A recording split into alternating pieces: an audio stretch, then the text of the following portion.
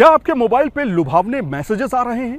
क्या आपके मोबाइल पे एक ऐसा मैसेज आ रहा है जिसमें एडवांस सैलरी देने की बात की जा रही है? ऐसे मैसेजेस भी आ रहे हैं जहां पर ये कहा जा रहा है कि आपकी इतनी बड़ी लॉटरी निकल आई है और नीचे उसके एक लिंक दिया है। तो सावधान हो जाइए क्योंकि आपका बैंक अकाउंट कहीं ना कहीं खतरे में है। नमस्कार, मैं हूं सैयद आमिर हुसैन और आप देख रहे हैं न्यूज़ नेशन डिजिटल। आज बात होगी आपके बैंक अकाउंट सेफ्टी की और कहीं ना कहीं आज के समय में आपका मोबाइल ही आपका बैंक बन चुका है।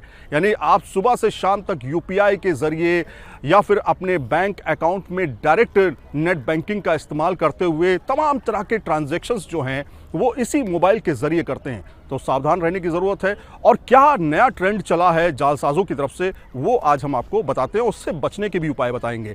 तो सबसे पहले अब आपको बताते हैं कि आखिर नया ट्रेंड है क्या। दरअसल आजकल आपके मोबाइल पे कई तरह के मैसेजेस आ रहे हैं।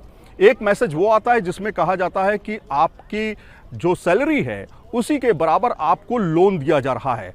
एक तो ये मैसेज हो गया। एक मैसेज ये आता है कि अब आपकी लॉटरी निकली है इतने लाख रुपए की, दूसरा मैसेज हो गया। तीसरा मैसेज ये कहा जाता है कि आप ऐप डाउनलोड कर लीजिए और उसके बाद आपको कहीं ना कहीं लोन मिलने में आसानी होने वाली है। तो इस तरह के तमाम फाइनेंशियल या लोक लुभावन एक तरह से कहे जा सकते हैं जिसमें आपको सीधे फायदा पहुंचाने की बात की जाती है, उस तरह के मैसेजेस अब आपके मोबाइल पे आने लगे हैं। लेकिन आप सावधान हो जाइए क्योंकि इस तरह के मैसेजेस आपको कहीं ना कहीं कंगाल बना सकते हैं। कैसे? दरअसल इस तरह के तमाम ऐप जो कि प्ले स्टोर से डाउनलोड नहीं किए जा सकते हैं वो सीधे आपके मोबाइल को टारगेट करते हैं। आपके मोबाइल पर एसएमएस के द्वारा इन लिंक्स को भेजा जाता है और आप सोचते हैं कि आपकी लॉटरी निकली है या फिर आपको फाइनेंशियल फ़ायदा हुआ है और आप उस लिंक पर क्लिक कर देते हैं। लेकिन जैसे ही आप उस लिंक पर क्लिक करते हैं उसके बाद तमाम तरह के वो क्वेश्चंस पूछने लगता है जिसमें शेयरिंग की बात की जाती है कि ये मैसेजेस और ये अगर आप शेयर करते हैं तो आपको इतने पैसे मिलेंगे, फिर आप अपने दोस्तों के साथ शेयर करेंगे तो इतने पैसे मिलेंगे। फिर आप उससे परेशान होकर के उससे हट जाते हैं। लेकिन अब लिंक के द्वारा ही वो आपके मोबाइल पर एंटर कर चुका है। यानी अब आप कुछ भी कर रहे हैं, यानी एक तरह से मोबाइल आपका हैक हो चुका है। अब आप कुछ भी कर रहे हैं उसको पता चल रहा है। यहाँ तक कि ओटीपी के बारे में भी जानकारी मिल रही है। आप अपने नेट बैंकिंग का इस्तेमाल करने जा रहे हैं उसको जानकारी मिल रही है। आप पासवर्ड डालने जा रहे हैं उसको जानकारी मिल रही है। तो ये तमाम जानकारियां उस तक पहुंच रही हैं क्योंकि आपका मोबाइल पूरी तरीके से हैक हो चुका है। सावधानी ज़रूरी है क्योंकि इस तरह के ऐप, इस तरह के जो फ्रॉड ऐप है वो अब बड़ी संख्या में प्रचलन में आ रहे हैं। आपके मोबाइल को सीधे तौर पर ये हैक कर लेते हैं और आपकी तमाम पर्सनल डिटेल्स जो हैं वो उन तक पहुंच जाती है। आप दिन भर में क्या क्या ट्रांजैक्शन करते हैं, किस किस को पैसा भेजते हैं, कैसे ट्रांजैक्शन करते हैं, उसका ओटीपी क्या है, उसका पासवर्ड क्या है, यहाँ तक कि ये सब सारी जानकारी उन तक पहुँच जाती है।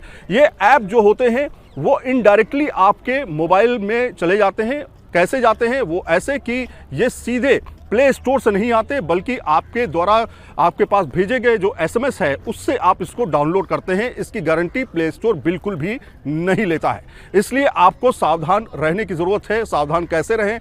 पहला तो ये कि डीएनडी का इस्तेमाल करें, यानी डू नॉट डिस्टर्ब का इस्तेमाल करें। अपने ऑपरेटर से कह दें, जो भी आपका ऑपरेटर, नेटवर्क ऑपरेटर है उससे कह दें कि मुझे इस तरह के जो मैसेजेस हैं वो नहीं चाहिए, तो वो डीएनडी लॉक कर देगा आपके मोबाइल पे, जिससे आपके पास इस तरह के मैसेजेस नहीं जाएंगे। पहला। दूसरा ये कि जिस तरह से फर्जी कॉल आती हैं आपके पास कभी लोन के लिए, कभी तमाम तरह के ऑफर्स के लिए, उसको भी आप बंद करवा दीजिए क्योंकि उसमें भी कभी ना कभी लिंक और तमाम एसएमएस के ज़रिए ऐप को डाउनलोड करने की बात की जाती है, उसको भी बंद करवा दीजिए। साथ में ओटीपी किसी के साथ भी शेयर मत कीजिए। कहीं ना कहीं ओटीपी आपका शेयर होता है तो आपकी वो पर्सनल डिटेल होती है बैंकिंग से जुड़ी हुई। जब आप ट्रांजैक्शन करते हैं तो आपका कहीं ना कहीं उससे बैंकिंग में पैसा, जो आपके अकाउंट में जमा पैसा है, वो लॉस हो सकता है।